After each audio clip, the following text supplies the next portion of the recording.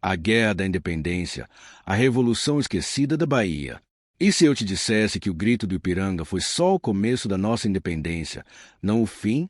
Que enquanto Dom Pedro declarava nossa liberdade no campo de São Paulo, soldados portugueses ainda controlavam Salvador, cobravam impostos, prendiam brasileiros e tratavam a Bahia como território conquistado. A verdadeira guerra pela independência. A verdadeira guerra pela independência durou mais de um ano após o 7 de setembro. Foi brutal, sangrenta e teve a Bahia como palco principal. Hoje você vai descobrir a revolução que ninguém ensina na escola, a guerra que realmente nos tornou independentes. Se você quer conhecer a história real da nossa independência, a parte que não aparece nos livros escolares, deixe seu like e se inscreva no canal agora. Uma história épica e esquecida. Esta é uma das histórias mais épicas e esquecidas do Brasil. Você já se perguntou por que a Bahia comemora sua independência em 2 de julho e não em 7 de setembro? Porque Salvador tem monumentos dedicados a uma guerra que oficialmente já havia acabado.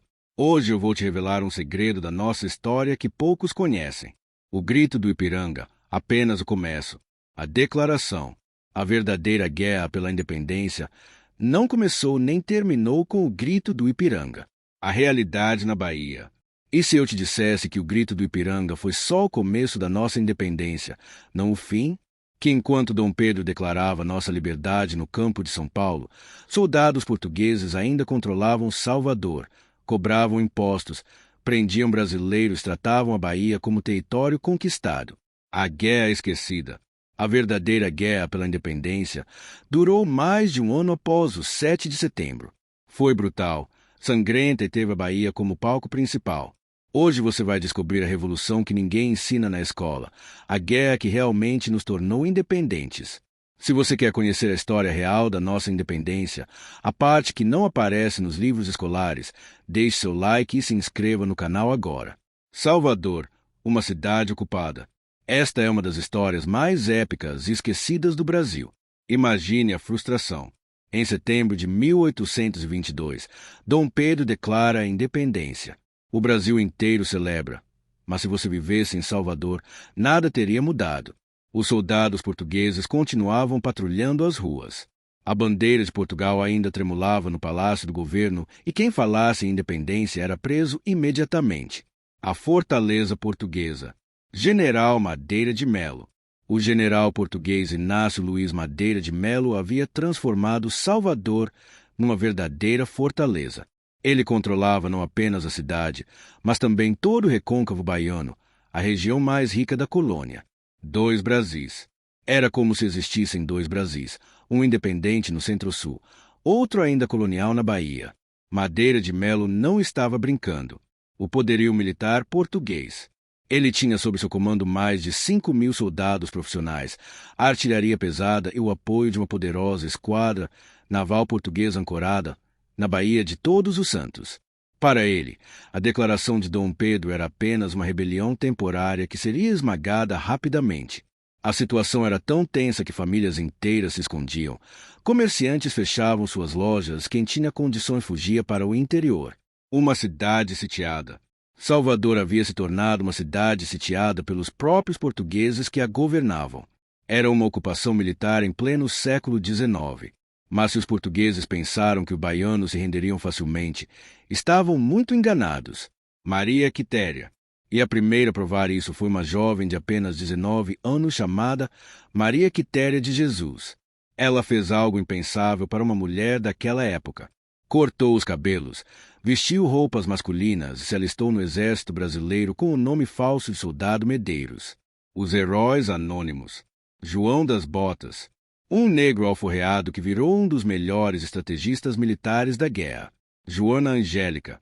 Uma freira que foi morta por soldados portugueses ao defender seu convento. Heróis anônimos.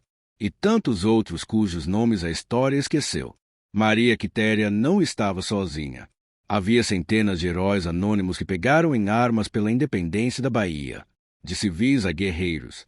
O que mais me impressiona é como pessoas comuns se transformaram em guerreiros.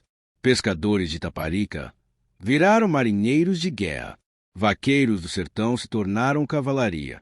Escravos fugidos formaram batalhões inteiros.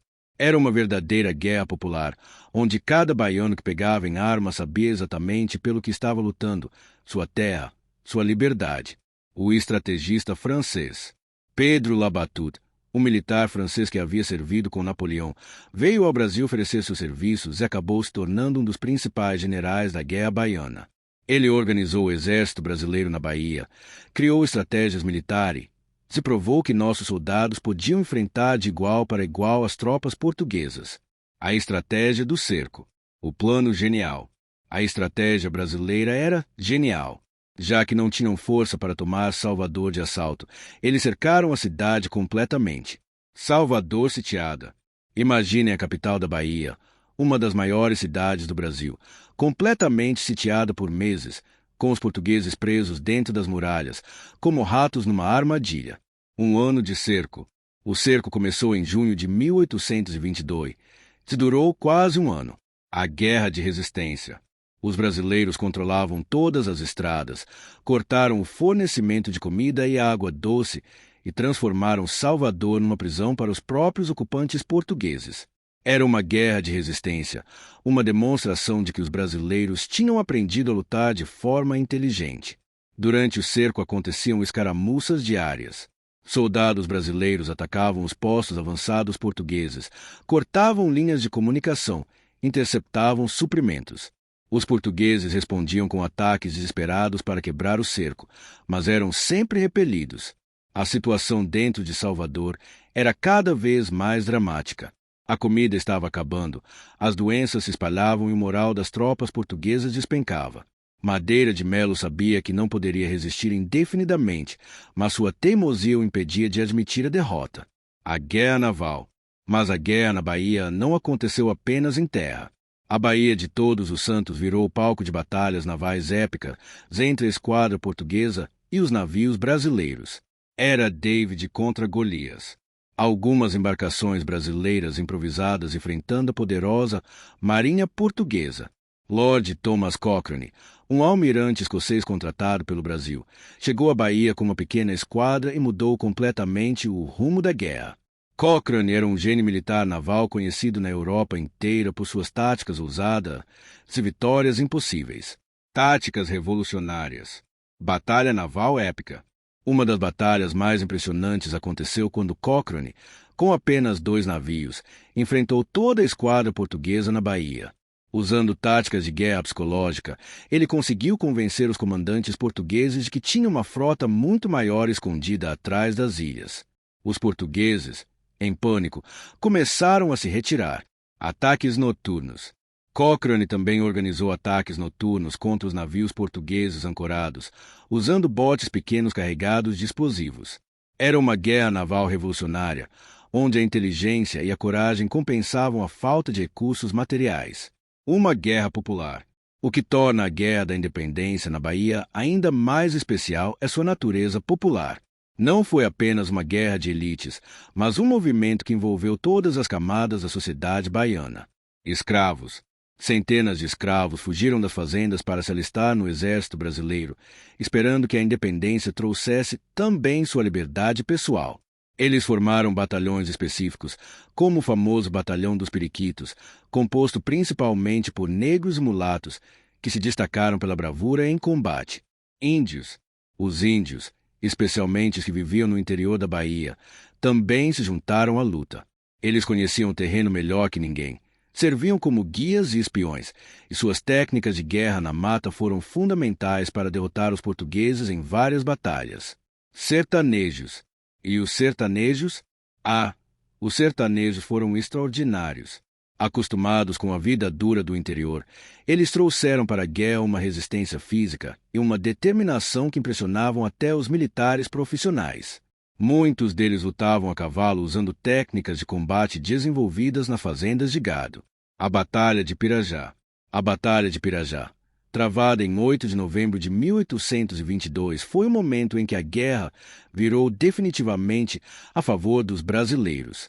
Era uma batalha que os portugueses não podiam perder e perderam de forma humilhante. Madeira de Melo havia organizado uma grande ofensiva para quebrar o cerco de Salvador. Ele reuniu seus melhores soldados, sua melhor artilharia e atacou as posições brasileiras em Pirajá com tudo o que tinha. Era o tudo ou nada português. Mas os brasileiros estavam preparados.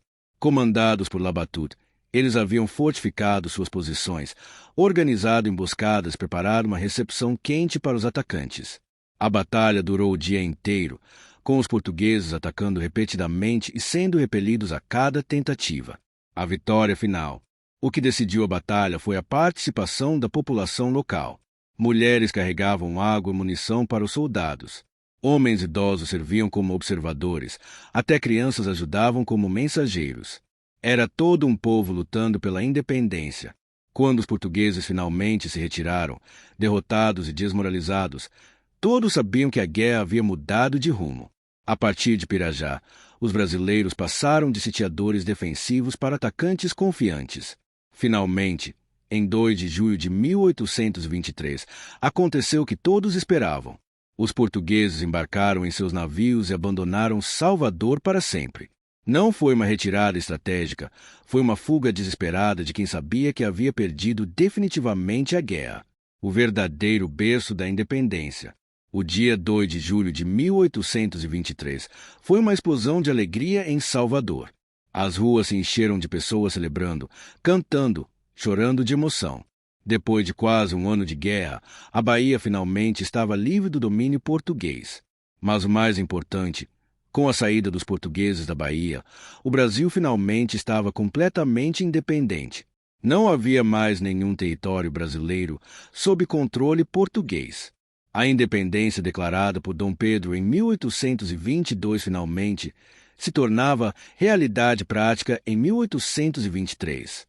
Maria Quitéria, que havia lutado disfarçada de homem durante toda a guerra, foi finalmente reconhecida e promovida a alferes. Ela se tornou a primeira mulher militar oficialmente reconhecida na história do Brasil. Então, depois de conhecer essa história incrível, você ainda acha que nossa independência foi só o grito do Ipiranga? A verdade é que a liberdade do Brasil foi conquistada com sangue, suor e lágrimas nas batalhas da Bahia. Foi uma guerra real com heróis reais, mortes reais e vitórias conquistadas palmo a palmo. A Revolução da Bahia nos ensina que a independência não é um ato, mas um processo. Não basta declarar a liberdade. É preciso lutar por ela, defendê-la, conquistá-la na prática. E foi isso que os baianos fizeram entre 1822 e 1823. Esses heróis esquecidos, Maria Quitéria, João das Botas, Joana Angélica, Pedro Labatut e milhares de anônimos provaram que um povo unido é capaz de derrotar qualquer ocupação, por mais poderosa que seja. Eles transformaram a Bahia no verdadeiro berço da independência brasileira. Quando você ouvir alguém falando que nossa independência foi pacífica, lembre-se da Guerra da Bahia. Lembre-se de que nossa liberdade foi conquistada por pessoas comuns que fizeram coisas extraordinárias quando a pátria precisou delas. Se você ficou impressionado com essa história épica que não aparece nos livros escolares, se inscreva no canal para descobrir mais segredos da nossa história e me conta nos comentários qual dessas batalhas mais te impressionou. Você conhecia a história de Maria Quitéria e dos outros heróis baianos? Vamos continuar explorando juntos os capítulos esquecidos da história do Brasil.